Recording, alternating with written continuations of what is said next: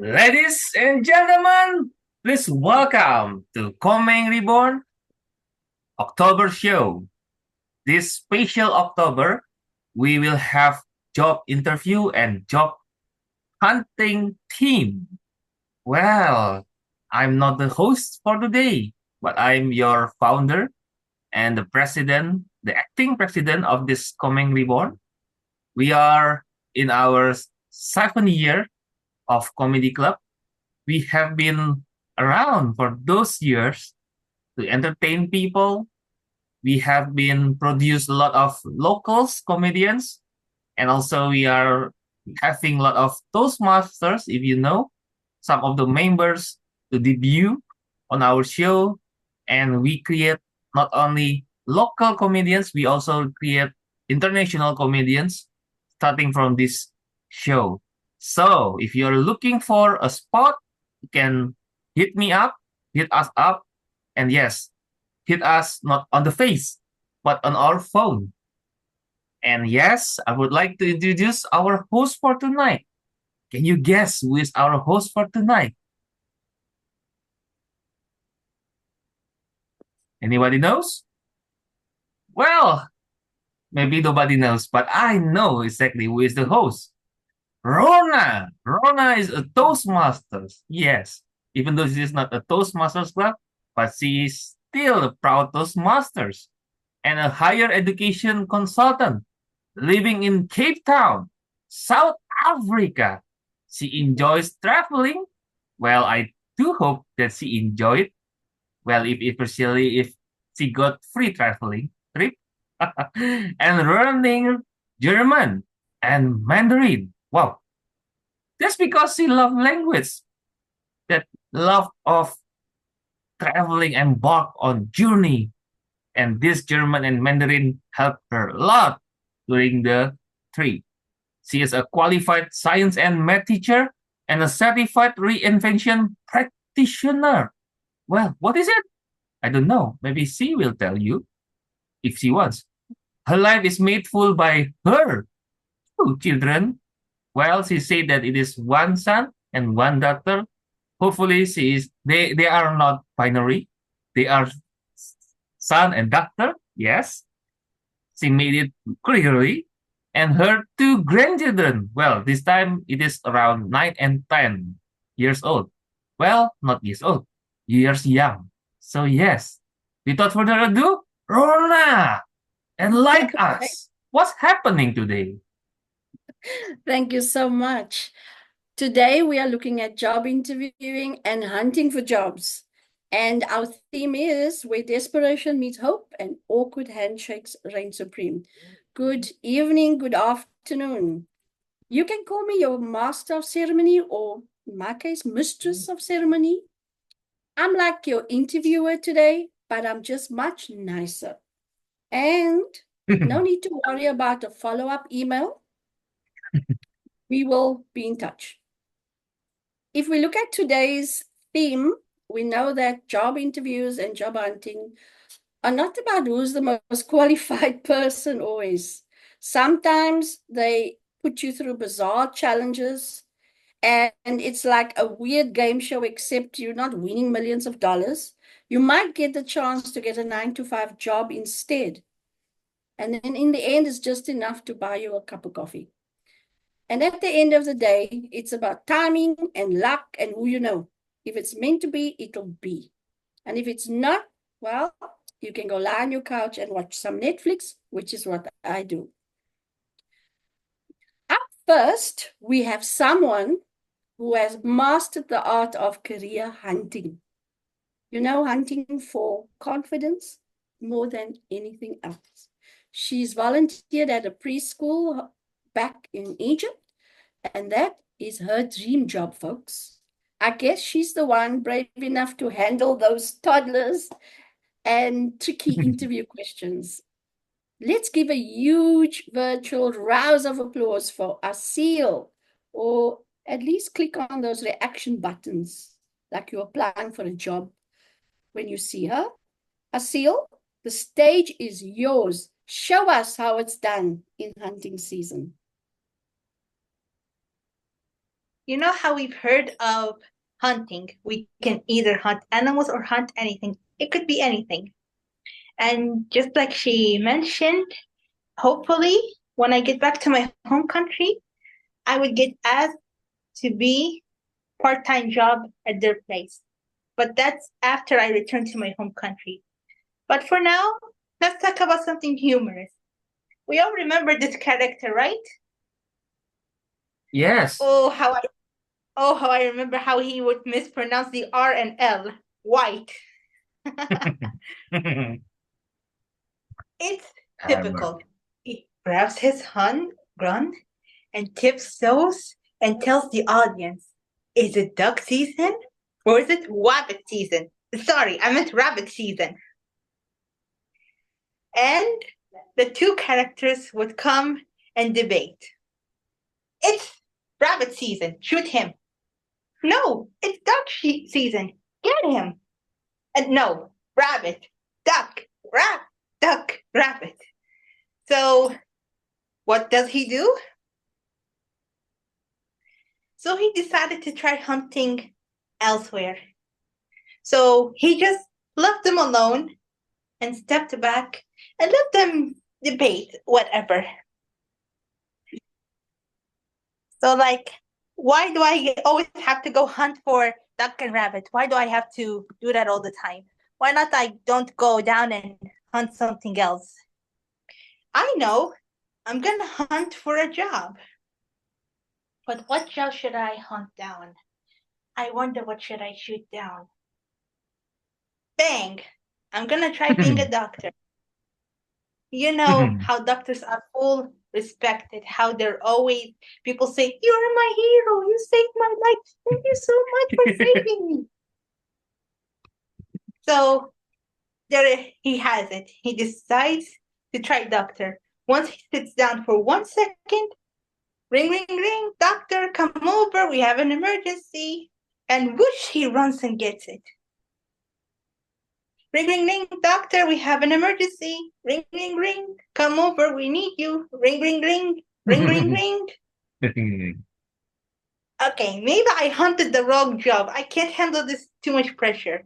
Trying to prescribe medicine, checking out the x-ray, and so on. I'm gonna try hunting something else. Lawyer. People often try to go to law school.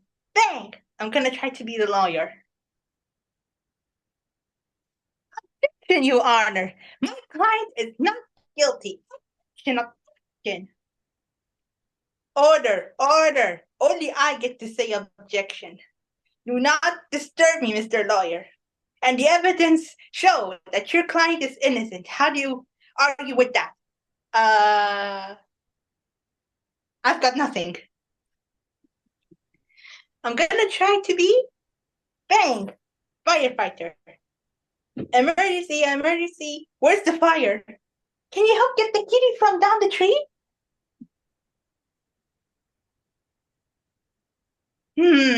This job hunting is more difficult than I thought. And most importantly, I can't seem to find passion about it. I tried different jobs, being a doctor, being a lawyer, being a firefighter, or just sit at home and work. But even at home, when I work from home, my phone keeps buzzing 24/7. Dee, dee, dee. I can't rest for 1 minute without having the phone beep ringing. What's my passion? What's my passion? I was so happy when I would hunt down the rabbit or the duck.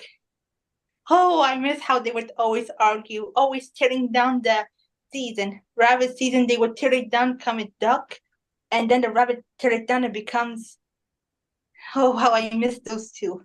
I can't believe I'm saying this, but I'm gonna go back and try looking for them. Are those two still there arguing? Duck season, rabbit season, season, rabbit season. Wabbit, duck, I'm back. You know what, you two?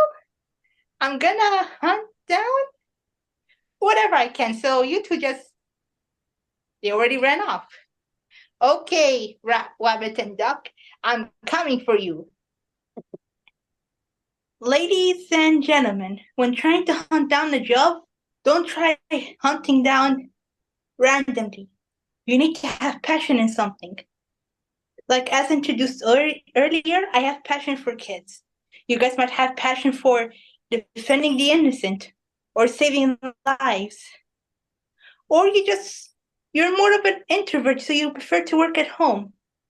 So confident, you can only get confident when you work with so much passion.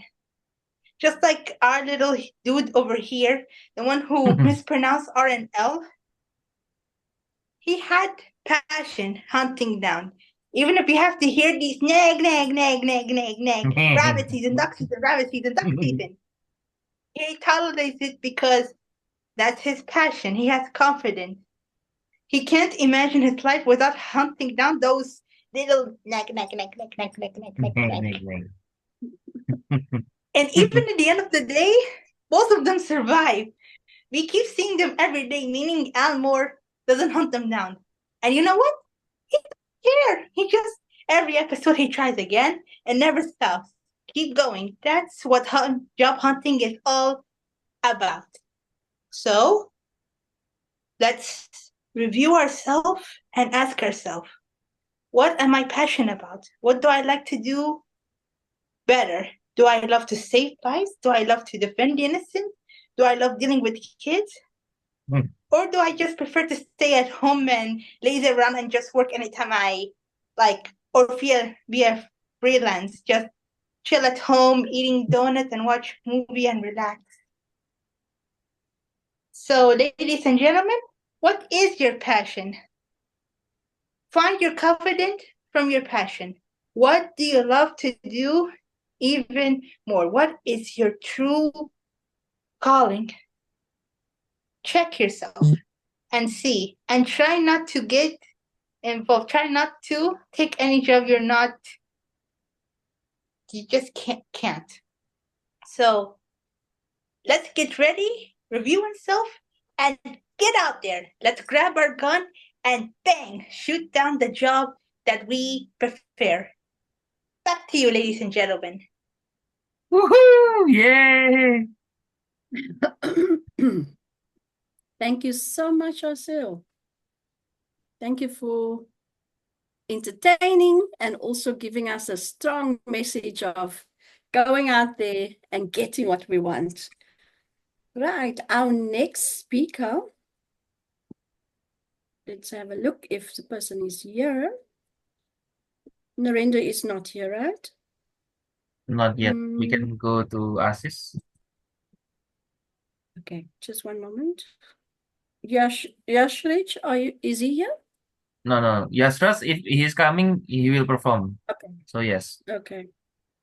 So we go to Ashish. Yes, Yeah, we go with Asis. just give me 10 seconds. I thought my turn is coming a little late, so I wasn't prepared to come so early. But as they say, in the spirit of Toastmasters and in the spirit of comedy, it's never too early or never too late. But just give me 10 seconds, please. Okay, I'll be counting. 1. Okay, yes. Yes, we will be counting then. You took it literally. Yeah, so I Oh, need yeah. it. That was 8 seconds. Okay. Right. Oh, that's 8.5 for me. All right. Am I properly audible and visible, Lorna? I will, Yes. yes, and I'm just going to introduce you, Ashish. Sure. Just before that, Okay. if you would help me with the timing, how would I come to know the timing? Last time also I had a bit of a challenge. Is there a card available? I believe that if I raise my hand like this, I will be pinned.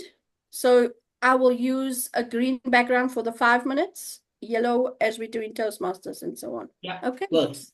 But I'm not using their cards. We're using our cards. Works. Right. Ashish, I'm intrigued. Ashish has spent over 25 years boosting vitamin M.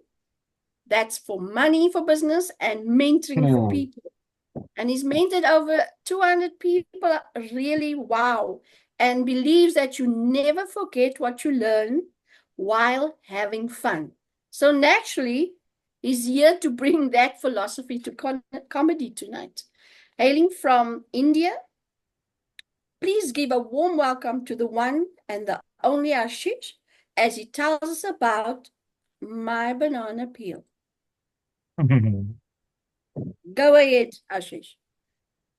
Wish you good evening to all my audience. And I start with a small request. Can you all turn on your cameras? Yes, I see Yashraj. Thank you very much. Carmen, thank you. Whoop, thank you. I hope I'm pronouncing your name right. Asleel and Daryl, if you can do that too, that will be lovely. My dear friends, have you ever tripped over a banana peel? Raise your hands if you have.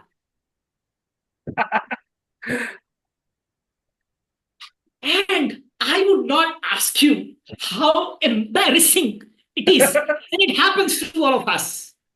Oh my God, all our dresses are drenched with the dust and with the embarrassment. And that's what happens.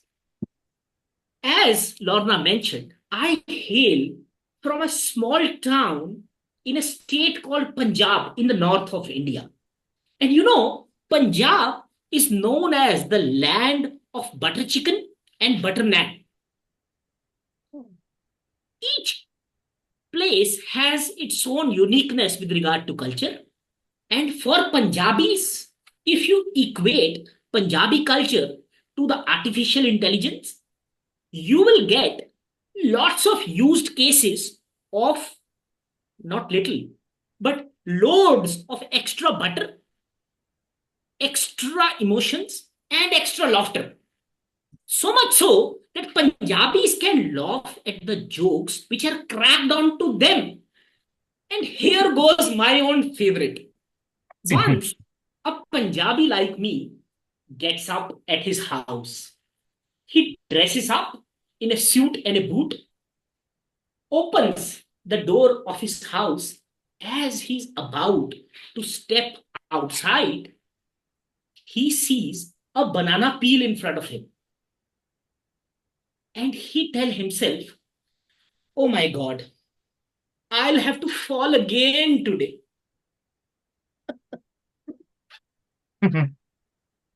If you are one of those who are thinking, why the hell he has to fall again? Can't he avoid by jumping over it? Can't he avoid tripping over it? But let me tell you, it's not so simple. We all have banana peels in our life that we end up tripping over and over and over again. It might be those Netflix videos or Instagram reels or shouting at your spouses. These are just few examples. We all have banana peels in our life that claims us over and over again. And for my own life, my banana peel is my first experiences. When I appeared for my first professional exam, guess what? I forgot to carry my admit card. And that happened not just once, but twice. That's me. And when I started my first job, you know, you all must have heard about the guy who did 1,000 blunders. That was me. My first job was full of blunders. I was like that cookie that would crumble the moment it is put in the hot tea. And I found myself trying to figure out where is me within the hot cup of tea and burning my own fingers. But the story doesn't end there. Life continued and history repeated itself again and again, just like the banana peel. And when it came to my first wedding night, do you want to know what happened there? No. I am not going to tell you that. That is top secret. But let me tell you about my first flight. 20 years ago, flying wasn't so regular. People who were flying were rich ones, not me, like a lower middle class ones. Any one of you who was flying back then in the early 2000s? I know, must be a rich man or a rich woman, but not me. I would save my pocket and instead go by a train. So much so that if I were to fly once or twice in a year, the amount will be as much as the cost of my kidney. So therefore, whenever a thought of flying crossed my mind, I would think about my kidney. But then one fateful day, one opportunity came my way. I got an interview call, and in the interview letter, it was mentioned that you can come by flight. Flight was finally happening. But let me tell you, it was a bit ambiguous whether they will pay or I have to pay.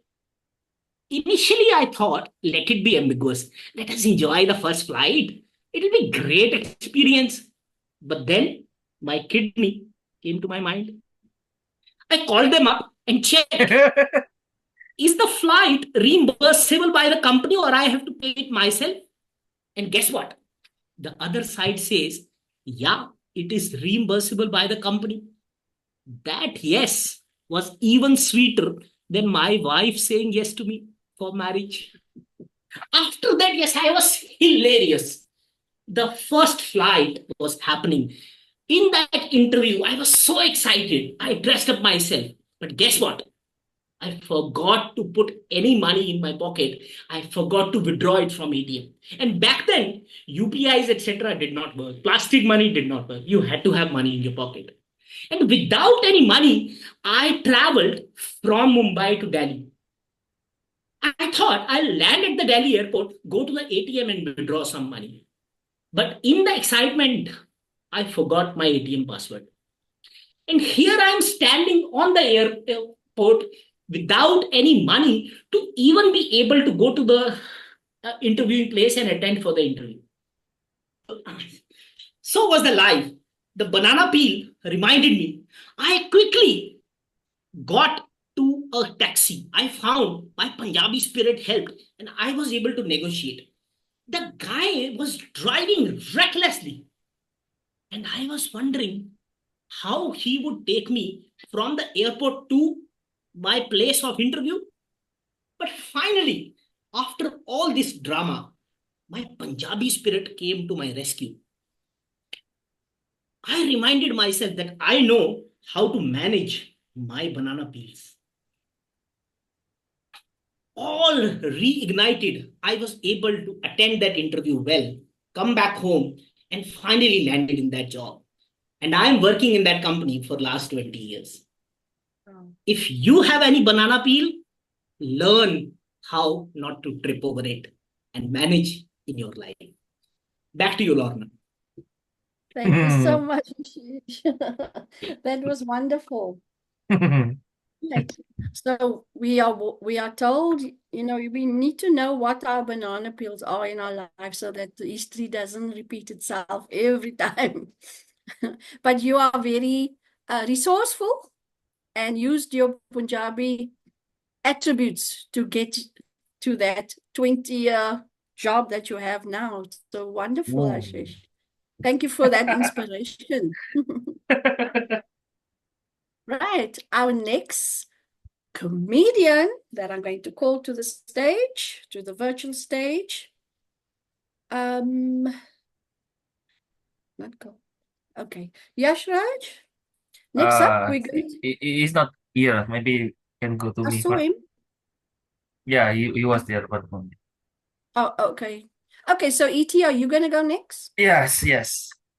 Okay, let me introduce our next speaker. We're going to have to buckle up here, people, for the real version of the Hunger Games, but with more rejection emails this time. Our next act is E.T. No, not the alien E.T., but Elios Theophilus Gandawijaja, the wittier E.T., who's here to show us the madness of job hunting. As we know, Elias, or E.T., is a master communicator, an author, Toastmaster, has published lots of ebooks. He's also into podcasting and hosts a podcast show. And he's the president of this Comeng Reborn club. So I know that I can go to ET, whether it's for stand-up, for tech issues, or to help make your LinkedIn site perfect. ET's your guy. Get ready for job hunting, the real Hunger Games. Over to you, ET. Hey, how are you, everybody? It looks like you're having a job. Good job. Because today I'm well, I don't want to say the president because there's not literally a job here. But yes, I have come into the thoughts of job hunting, the real Hunger Games. Well, we can do this sign every single day, right? Insert the Hunger Games song. Well, I don't want to sing it because it will be copyrighted. But finding a job today feels like trying to find a needle in a haystack. But the needle keeps updating its resume every 2 weeks. You think you have found the perfect job, only to realize, nah, they want 10 years of experience for an entry-level position. Yeah, I'll just hop in my time machine and start coding when I was 12. No big deal. I'm still coding. I haven't traveled back into the present. And now, yes, 20 years later, 20 to 32. Wait, E.T. is here. Now there is this myth that says there are 3 types of people who can help you land your dream job. Number 1, your family. Number 2, your friends. And of course, number 3, LinkedIn. What? Let's be honest. None of them are as useful as they seem. Oops. I said it again. Family, family, family. Let's start with family. You ever try explaining your job search to your parents? Go, my mom. I'm looking for a job, mom. And she goes, why don't you become a doctor? Sure, mom. Let me just Google how to be a surgeon real quick. Well, apparently there's a 5-minute YouTube tutorial about being a surgeon. Yes, it will be malpractice. So don't do that. And there is your dad. Back in my day, I just walked into a place and got hired. Yeah, Dad. Well, back in your day, the internet was just called the library. Today, you walk in asking for a job, and they will send you a link to their website with a captcha code that proves you are not a robot. Except sometimes I fail the test. Maybe I'm a robot. I am a robot. Maybe I'm a robot. Friends! Then they are friends. You have got that one friend who claims they are in the know about job hunting. Oh, you just need to network more, they say.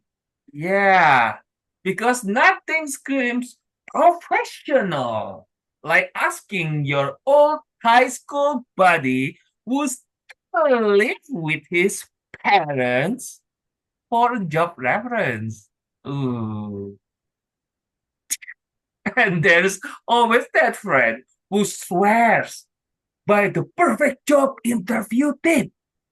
Just make eye contact and be confident. Uh-huh. I tried that. And what did I get? A staring contest. And unemployment, of course. Turns out staring into the interviewer's soul didn't land me on the job. But hey, at least they know I have great focus. LinkedIn. Lastly, there's LinkedIn. LinkedIn is like social media for adults. Except instead of showing off your vacation, you show off how responsible you are by liking posts about teamwork and synergy. Every time I log into LinkedIn, I feels like I have wandered into a motivational poster convention. Dream big, hustle hard. Success is just one connection away. Yeah, my one connection is a guy who went to high school with me and now sells vitamin supplements. And don't get me started on those LinkedIn influencers. They post things like, I got rejected from 55, 57 jobs this month. But then one yes changed everything. 57 jobs? That's not inspiration. That's a hobby. Job interview drama. But here's the real kicker. The job interview itself. Every interview has the same three questions. First, they ask, why do you want to work here? And you have to come out with something like, I'm really passionate about data entry. Yeah, no, I want to work here because I need money. Money, money, money, money, Rona, money. Rent is due. And my patience for Excel's formulas isn't paying my bills. Then comes the gear. Where do you see yourself in 5 years? I don't know. I didn't even see myself in this interview, actually. Honestly, in 5 years, I see myself on my couch, still job hunting. Well, instead of swipe left and right, I'm scrolling up and down for the job. Oh, not this job, not this job, not qualified, not qualified. Finally, the classic. What is your biggest weakness? Like I'm going to say, well, sometimes I pretend I'm listening to people when I'm really thinking about pizza. Hmm. You can be honest. So you lie. Oh, my biggest weakness? I just work too hard, care too much, and sometimes I'm too organized. Yeah, right. My closet is a black hole of mismatched shocks and rigor.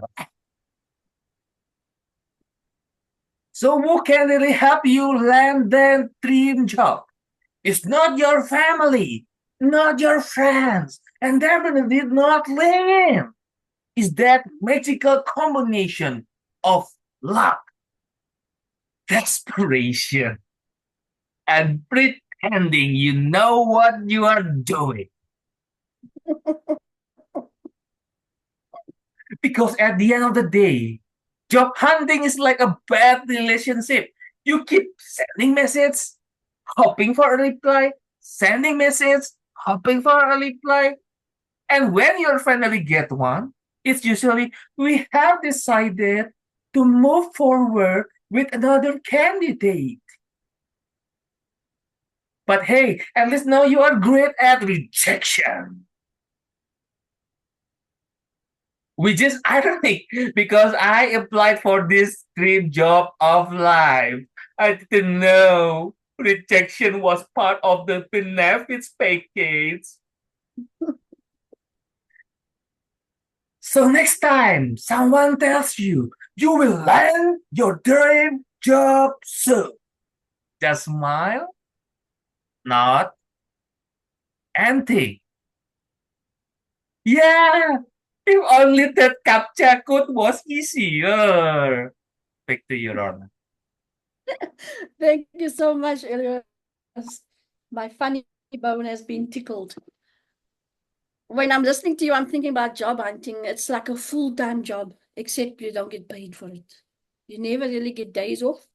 And the rejection emails is all you get. Wow, we appreciate your interest. And then you end up crying in your laptop or on someone's shoulder, hoping that the next email is going to be different. And then it eats you again. We regret to inform you. Shame. Sometimes we feel like we regret to exist because we're just not getting that job. I see that Narendra has joined us. Narendra, welcome. Are you ready for us, Narendra? Hello. Wow, handsome and gay. Not that young. Okay, am I audible and edible? Yes, let me introduce you. I love the background and I love the hat. Right. In front of us, ladies and gentlemen, is the COO of 4 shopping malls in Melaka and KL. So if you need a parking spot or solid deal on sneakers, this is your guy. But his dream is to become a stand-up comic. And today he's on the stage. Give it up for Narendra Kumar Reddy, sharing his roller coaster of emotions in Finally Got an Interview. And Narendra, the mic is yours. But the car park won't be free in the mall. Okay, ladies and gentlemen, thank you for having. Actually, I prepared it very well, but sadly, I couldn't find the script. So I'm going to go off the cuff because this is based on true experiences. I didn't laugh, but I think you will. Let's start. There was a time in my life, long time ago, where I had no job. Suddenly, I found myself without a job, and my wife, she was thinking of opening a curry stall because she was cooking at home all the time, for the last 30 years of my working life. So what we did was, honey, can you apply the job through the job street? And today we have my future jobs, we have blah, blah, blah, blah, blah, blah, blah, and so forth. More like 10 agencies to apply. And I wasn't that sort to upload my resume, upload. I was so used to being headhunted, called, hey, we need you, come. Hey, I don't think that didn't happen. It did. However, when they found out you were not working at that point in time, we will call you back. You're not working at the moment, yeah? Yeah. I'm just taking a break, Okay, we'll call you back. We'll call you back. Save your CV first. We'll do a pre-interview when the owner of the mall is ready. This happened once. I thought it's okay. Then it happened twice, thrice, and it kept on happening, which led me to believe you will only get a job when you are employed. If you're staying home, I'm not going near you. You are not wanted by anyone. That's probably what they will say. And how do you think that made me feel? I mean, that was the first time in my life at the age of 42, found myself without a job. And how many of you had that experience? Just raise your hands, something like that. E.T., you are all over the world, so don't say you are without a job. You sit down already, you have a job. Am I right? Okay, now let me get back. Finally, found an interview slot. I was so ecstatic. I got the call. It says no number, which is usually used by scammers. So actually, I didn't answer that call for 4 days or 5 days. And finally, on the 6th day, my wife said, hey, you better answer. It could be the bank because you didn't pay your credit cards, right? Oops, you found out. Okay, yeah. So I answered the phone, and true enough, it was an MNC, owned 10 shopping malls in whole Malaysia. And they were looking at me. Me! So the guy said, I tell you what, let's make it simple. Let's do the interview online. So I was like, you mean BlackBerry? Those days we were using BlackBerry, you know? So I was like, how do you do online? No, just log into your Microsoft Internet Explorer and you can go to www.microsoft.com and log in. I have a Hotmail account. Can it be used? I forgot the password. And he said, should be. Now, just go ahead and try. But just make sure you get online and go into the Microsoft website. Because there was no Microsoft Teams at that time too. And I was scratching my head. But then again, it could be an opportunity for me to catch up on my IT seminars. I mean, although when I was 23 years old, I did become a certified system engineer. That was Windows 3.1, ladies and gentlemen. And now we are using what? I also don't know what Windows we are using. So fed up, change to Mac. All right, Mac, don't even need to know it. So, okay, coming back to this. Waited for a day, did my research, and managed to get online. And the day came, we did it online. But it was Teams, some kind of Microsoft Team, but it was web-based. So we went online. The guy looked at me and said, good morning. I was like, first time seeing someone on the other side. You could imagine, all the while when we had an interview, we'll be waiting and going, using what to dress, what color tie. Normally, if it's a Chinese company, we wear red tie and blue shirt. Never. Okay, so this one, I had an option. So I was thinking maybe we should do it the same way. So I got dressed up. Really, even with a coat, even with a coat. At that time, that room didn't have an aircon, and the interview was at 2:30 p.m. Ladies and gentlemen, I was soaking inside, double lining coat, which that person didn't see. He was a HR manager, and that position was center manager, which means you're the head of one shopping mall, one of their 10 malls. So I was thinking, what could go wrong? I have everything in my fingertips, having so many years of practice in malls.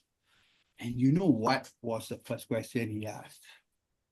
Ladies and gentlemen, it was the same question that every bloody mall owner asked me.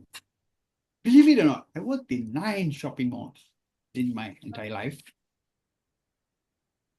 And I didn't see it coming. Anyone can guess what was that one question? No. I'll tell you. Instead of asking me, tell me about your, okay, some did start with tell me about your career and all that boring stuff, which I forget half of it because I'm always bad. And I have to keep referring to my own CV. And the worst part, sometimes your CV is the wrong version.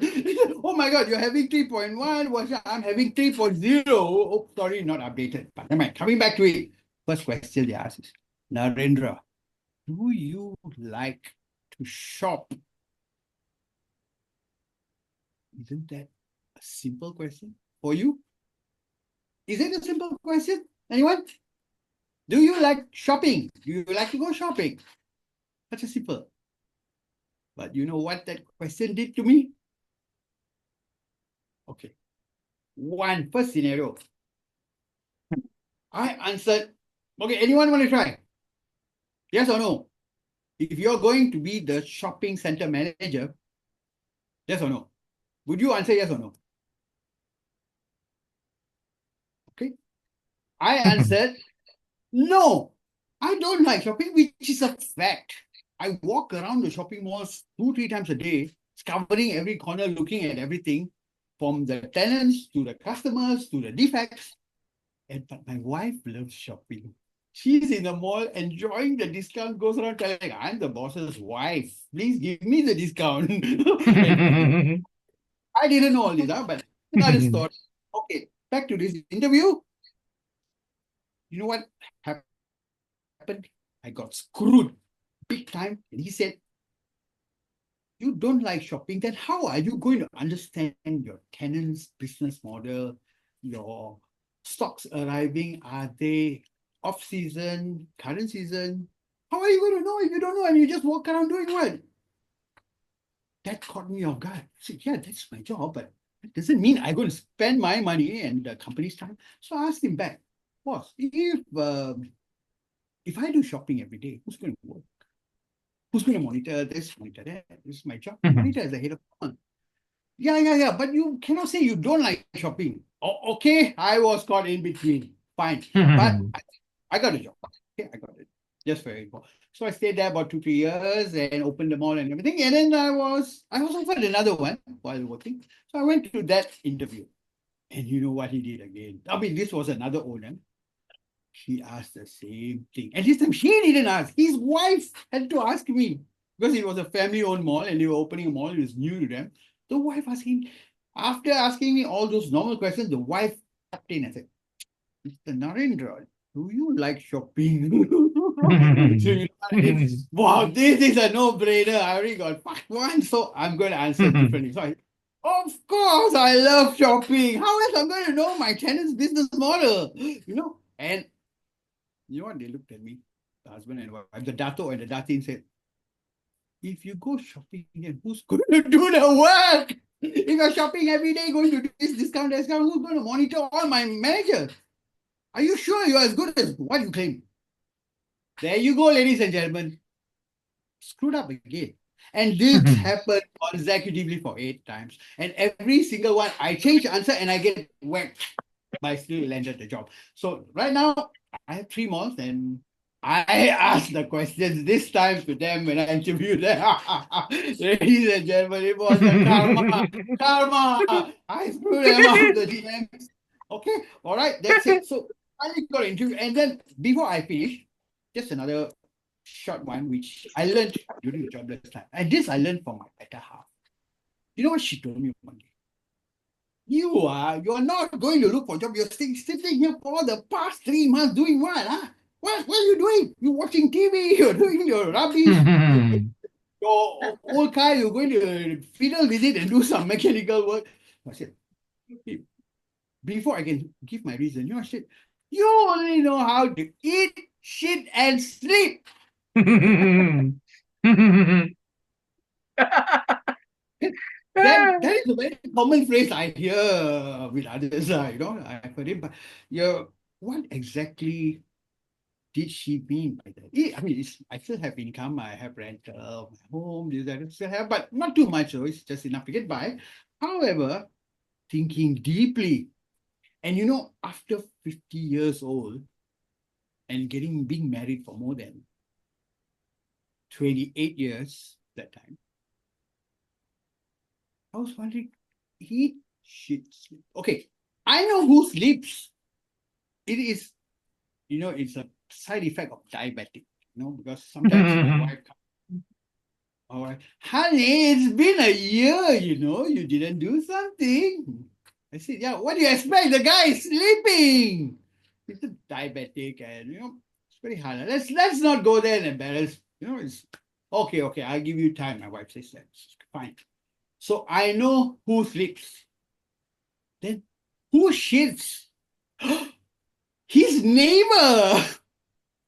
So they both must be planning. Okay, you sleep, I shake. What can I do? It's not within my control who sleeps and who shits, right? I'm a diabetic and I'm not well. So then what can I?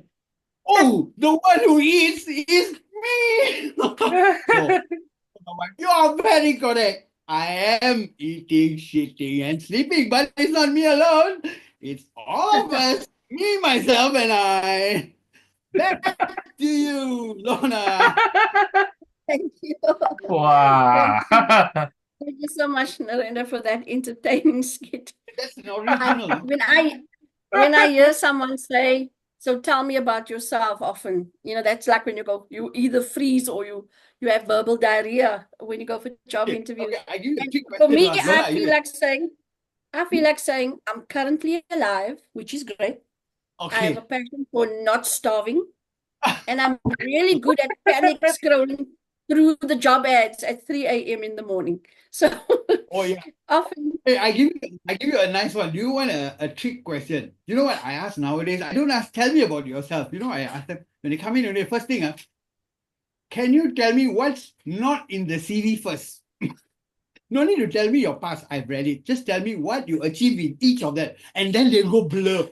What's the meaning? I said, did you understand English? Tell me what you achieved in each of these companies. Did you do any notable thing? Did you save electricity? Did you save 1 million? Did you strike 4D? Then they get all scary. What kind of boss is this asking this? Something not in the CV. See, implying I'm lying. So they get worried. They fail the interview. because Okay, thank often you. the CV or the resume often is a work of fiction sometimes. So Yeah. you are trying to get them to tell you the The truth is, I didn't read the right. CV. I like to read, so I just.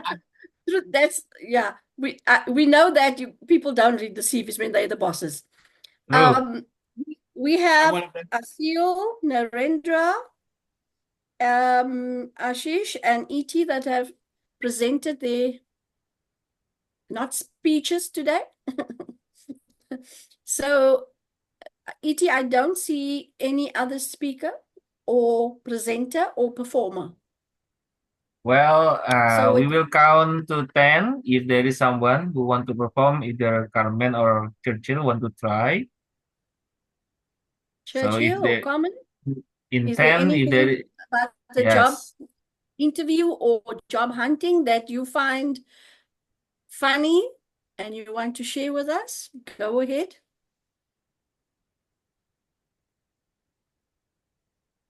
Carmen. Yay. Oh, Woo. Job hunting is something that I don't even understand, because most of my life I've just sort of ended up in a job because somebody saw the way I worked and then they approached me, and it just became, even till the time I became ambassador of South Africa, there was no such thing as it. I haven't really done substantial interviews. I can't even remember ever really doing they'd interview me, but I already knew I had the job. I think there was only one interview where I sat in and I applied for a personal assistant job. After I was the committee secretary at the South African Reserve Bank, I went to the ANC and applied for a personal assistant job. And they told me I'm overqualified. That's a common denominator in my life. And then they offered me a more senior post. And I thought, yay, this is fantastic. But it's politics.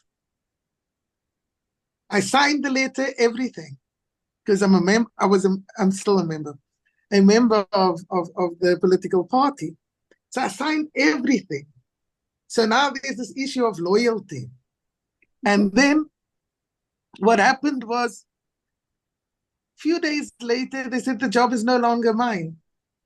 I have to come in for another interview because there was politics that happened and somebody fought for that job that they offered me. So that person got that job and I sat unemployed for a while. I then managed to get a job part-time with the beers.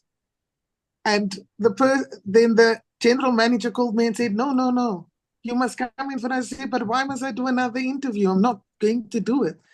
And he said, please come. And then I ended up interviewing for the personal assistant job for international relations. And there I was. They wanted a license, no license. They wanted a couple of things that I did not have. But strangely enough, I actually got that job. And that was the job where I stayed and became a coordinator and international relations manager without the license. Only got the license 2 years before I ended up as the ambassador of South Africa to Finland and Estonia. Fast track, going forward, I spent a beautiful 5 years serving my country. It was fantastic.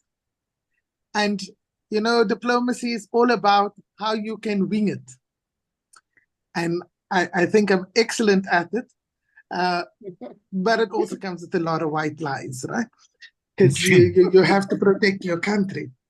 And then that ended with me at the age, so I became an ambassador at 42, which was like, it's a very old industry. So, and everybody thought I was 36 when I arrived. And the funny thing about being in that position was everybody, chivalry is not dead, even if you're an ambassador. So I would invite you out for an engagement, and particularly from the male perspective and being a woman. And they would end up wanting to pay the bill. And I would have to argue that I've got my own entertainment allowance. Why would you want to pay for this thing? Because I'm not your girlfriend.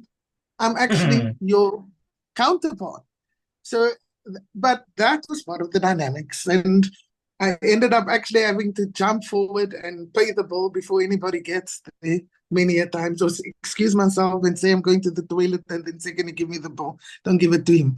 But that was part of the profession. Ended up coming back and in my 40s, and they never gave me another posting. So I had to start all over again because my post was a political one. And so now I have to apply for jobs. And the worst thing that there is nowadays, for every job, you need a different CV. You have to tweak your CV 24/7. So you spend the whole day. So if I'm going to apply for a senior manager position, I must tweak it towards senior management. There's an algorithm that inspects it, that they put it through. If it doesn't have particular words, it just gets kicked out. Sorry, you do not qualify. And then CEO position, same thing. Or I apply for the position and I'm overqualified. And I just got to the point and I said, like E.T. said, I decided I'm just not going to apply going forward. And that's how I started my own business, which is finally with a collective, beautiful female collective, fully female company in consulting. And we are moving forward. It took us 3 years of COVID to get over it, you know, because COVID had a lot of hang-ups. And now finally, I think business is coming together. And by default, once again, I became the CEO of an NGO because the rest of the directors, when we had a crisis, said, I work from home. So by then I was doing remote work. They said, but you're not working as much as the rest of us, because nobody seemed to think remote work is actually work when you're sitting from home. And I ended up having to go in to do the turnaround strategy as the interim CEO. And now I'm the CEO of that company and our company that we started. But really, I don't like the whole interview process. The whole application for job process is a daunting task. And secondly, if you ever end up in an interview, I agree with you, the questions are impossible. And I'm happy with where I'm sitting at the moment because once again, I did not have to apply. So, given all that, I say do what you're passionate about and believe in yourself and have confidence to do that so that you are happy in the end. For all the money in the world, I'd rather choose happiness over going through this grueling process of tweaking your CV for a job. Back to you, Lorna. Wow. Thank you so much. That Well was done, so Carmen. interesting. Interesting. Well done. That is so interesting. So, yes. Oh, there's another person trying to come in. Are there any other takers? Any other takers? I think there is nobody else except us here in Okay. this room. Okay. So I think, like I said earlier, resumes can be a work of fiction. Let's not bend to that because we want to be our authentic selves. And I know from what Carmen's explained, you get to a point where you're just fed up of interviews and things. And I actually, if I may share my first interview, I think I was in my late 40s. I'd never interviewed for a job, but I had a job for over 20 years, which I didn't interview for. I just got the job. I'm like Carmen, we just get stuff. And when I did my very first interview, I was almost 50 years old. I was in my late 40s. And that job I held for 14 years before I decided enough. I want to be my own boss, but I didn't know how to start. And eventually I met the ambassador there, and that's how we started. Well, she started, and I kind of blended in. So I'm happy. I'm so happy that I didn't want to be in the other job anymore because what we have in front of us is too good to be true. So thank you, Ambassador Carmen, for being an inspiration to me. Right. We have reached the end of our comedy jam. And I am going to just put the timing in the chat so people can look at the time. I know that's not the main purpose of us being here. I've left in the names of those who haven't spoken, but just to give you an indication of your timing, okay?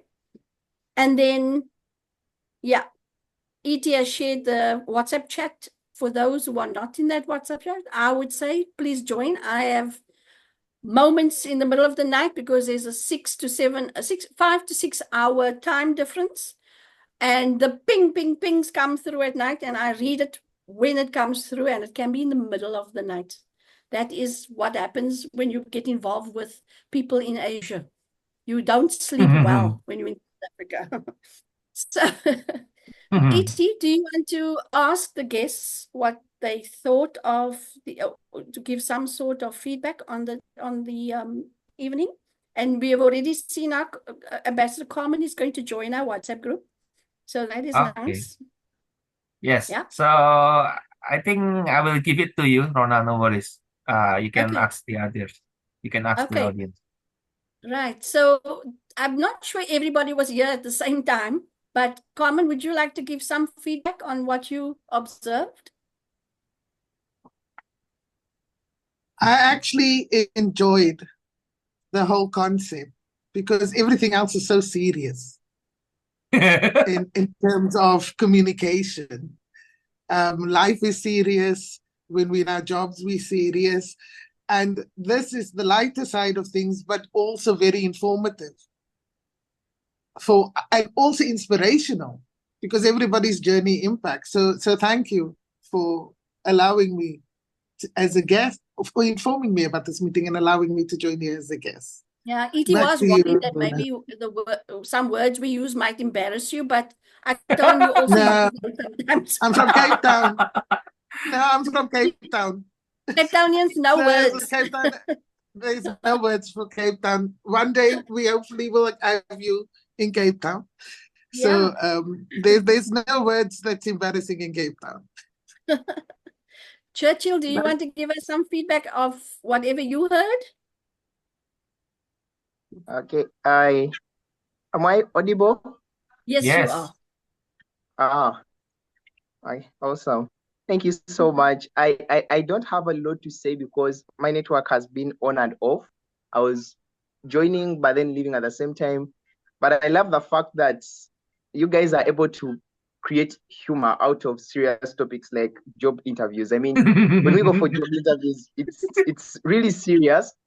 And I don't when you tell me to tell a joke about job interviews and the hassle of finding a job, I don't really find a lot to laugh about. But yeah, your experiences are really great.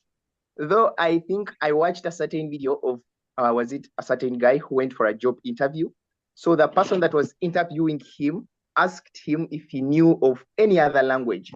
So he told him, I know French, a little bit of French. So the other person said, okay, go ahead, speak some French. Now he asked him, but do you know French?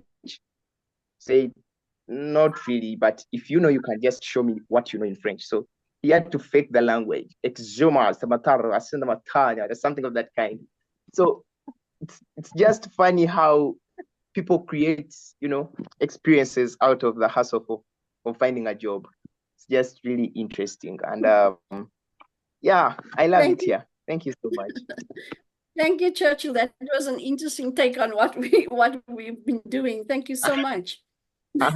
Kitty, You're welcome. Thank you. Kitty, shall we talk about maybe in the WhatsApp group if we can talk about the theme?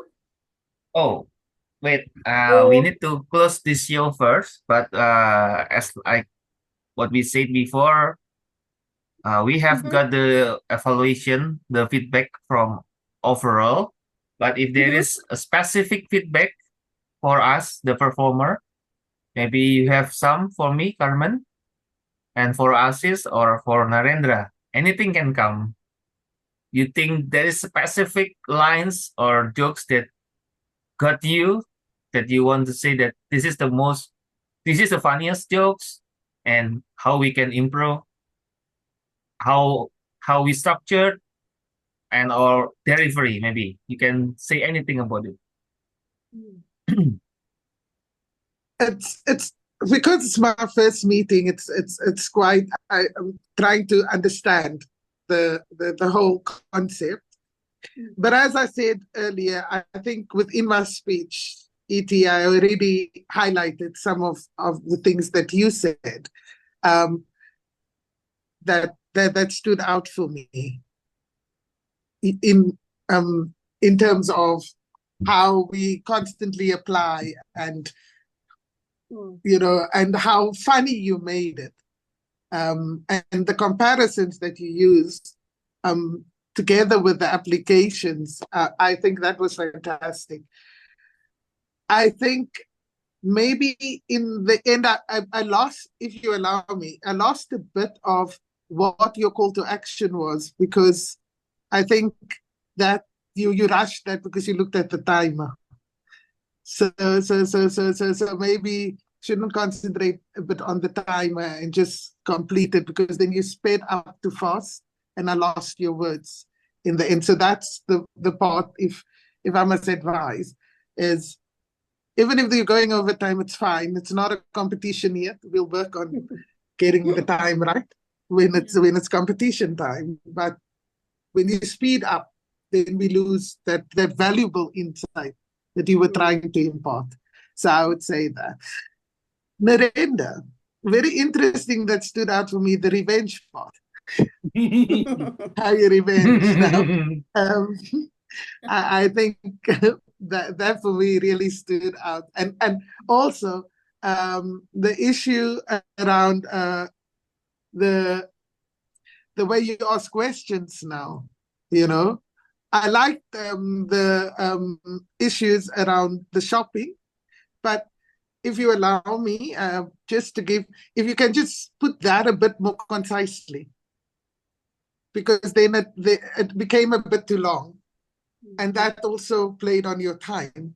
So that's the only area that I would say maybe just a bit more concise, and it will carry.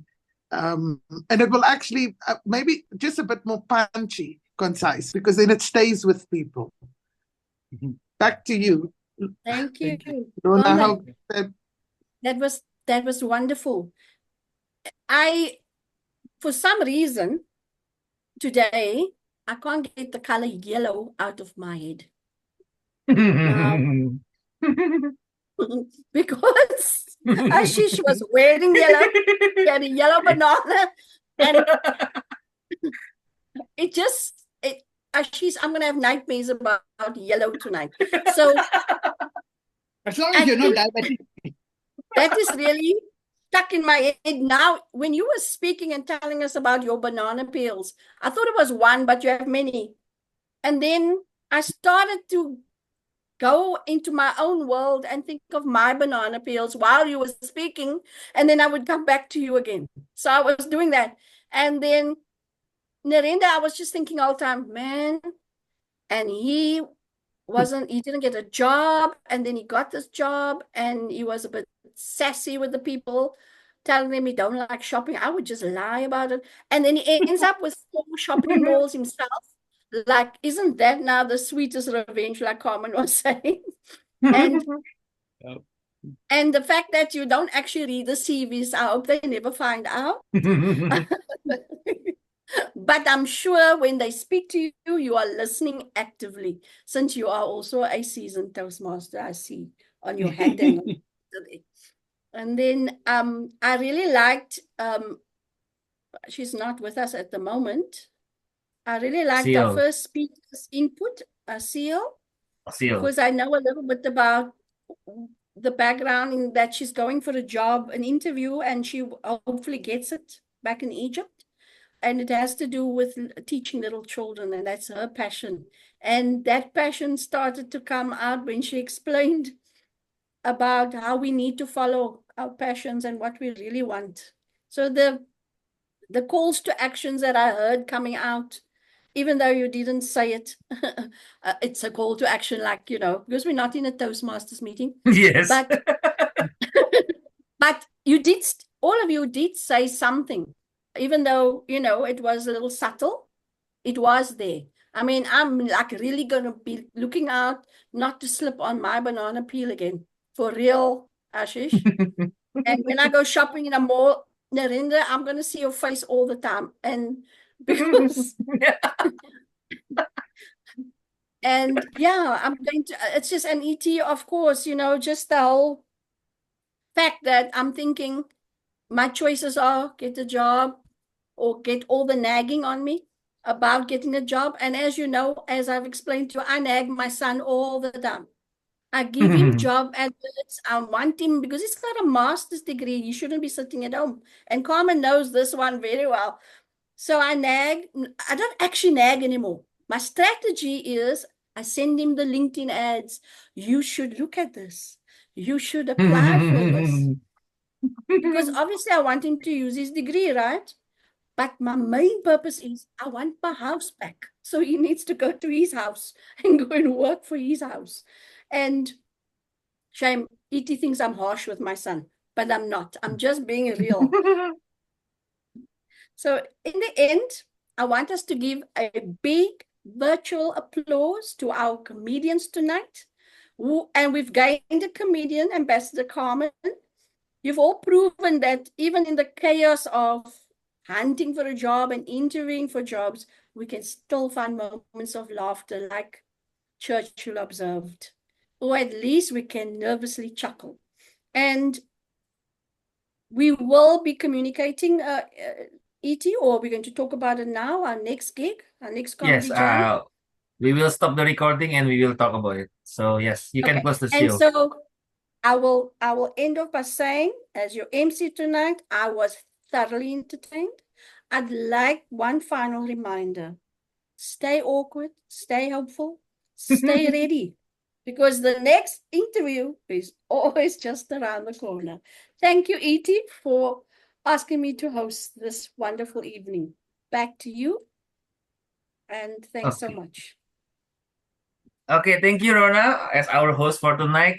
And yes, you passed the interview. You got the job. Well done, Lorna. So you are now the host of our comedy shows. And yes, if there is Kajan not around, just kidding. You're not the substitute. You are the one, the main host for tonight. And yes, thank you for hosting this special October show, the interview, the job hunting, the job interview. And yes, all of you here pass the test. We are here as the interviewer. We are expecting, yes, we are expecting for you to get the job done. And this job is well done. Yes, this job is not a stick. So it is not only well done. We can make it raw. So like I applaud how Carmen can stand up comedy in front of us for the very first time. So in Toastmasters, we have icebreaker. And now we have a debuters among us. So yes, now please all of us give a big applause to Carmen. Well done for your debut. You are not preparing anything. You are just coming. You are speaking exactly on our timing. You are professionals and you share about your great story about job hunting. And yes, we applaud about of your achievement, what you have done to your country. And yes, now it is about what we can do together in this club, in this comedy to make world not only world peace, but make the world funnier than ever before. So yes, let's join hands and come again to our show for the next month. And me as the acting president for tonight, ET representing our dear president Kajan, sign off for today and back to you, all of you. See you next month.